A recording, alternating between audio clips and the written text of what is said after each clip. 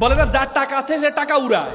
মাইক্রোসফটের প্রতিষ্ঠাতা বিল গেটসের কয়েকদিন আগে আমি একটা বই পড়লাম, বইয়ের নাম ছিল রোড অ্যাহেড। সে হার্ভার্ড ইউনিভার্সিটির ড্রপ আউট স্টুডেন্ট ছিলেন। সে তার বই একটা গল্প লিখেছে। তার মা ছিল Mary Maxwell Gates. Mary Maxwell ছোটবেলা তাকে 3টি পরামর্শ দিয়েছিলেন। বলছে বাবা, তোমাকে বড় হইতে হলে 3টি কাজ তোমাকে করতে হবে। কি কাজ? একটি হচ্ছে you have to be exceptional, তোমাকে ব্যতিক্রম হইতে হবে। দ্বিতীয় হচ্ছে বিং ড্রিভার, ড্রিম বিগার, তোমার স্বপ্ন হবে অনেক বড়। তৃতীয় হচ্ছে রিড লটস অফ বুকস, প্রচুর বই পড়তে হবে।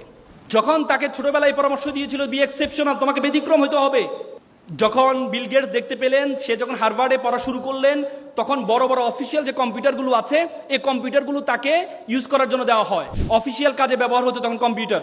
তখন বিল গেটস চিন্তা করলো, আমি অফিসিয়াল কাজে কম্পিউটার না, আমি এমন একটা মাইক্রো কম্পিউটার আবিষ্কার করব যেটা ঘরে বসে এটা ইউজ করা যায়। বিল গেটস ইউনিভার্সিটি ক্লাসে যাওয়া বন্ধ করে দেয়। পরবর্তীতে বিল গেটস 4 বছরের মাথায় যখন মিনি কম্পিউটার জনক বলা হয়, মিনি কম্পিউটার আবিষ্কার করলেন, তখন তার বন্ধুরা পড়াশোনা শেষ করে এসে তার মাইক্রোসফটে এসে জব করা শুরু করেছে। বি এক্সেপশনাল, ব্যতিক্রম হইতে হবে। তোমাদেরকে আমি বলবো না পড়াশোনা বাদ দিয়ে শুরু করো, সেটা বলবো না। মনে রাখবা, জিকে বলা হয় আগে বলতো জেনারেল নলেজের যোগ, এখন জিকে কোনো ভ্যালু নেই। এখন এসকে স্পেশাল নলেজ লাগবে তোমার। তোমাকে এমন একটা গুণ মেক শিওর করতে হবে যে গুণটা 10 জন থেকে তোমাকে পার্থক্য করে দিবে। আগে বলতো নলেজ ইজ পাওয়ার, এখন বলো knowledge is powerless without skill. দক্ষতাবিহীন নলেজের কোনো ভ্যালু নেই। তুমি যদি দক্ষ না হও, এই নলেজের কোনো ভ্যালু থাকবে না।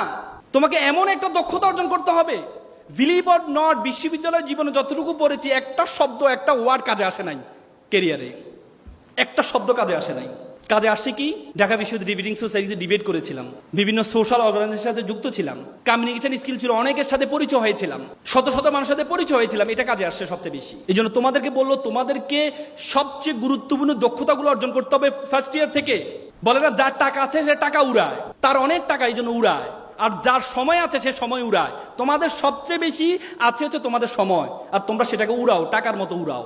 তাহলে কখনো বড় হতে পারবা না।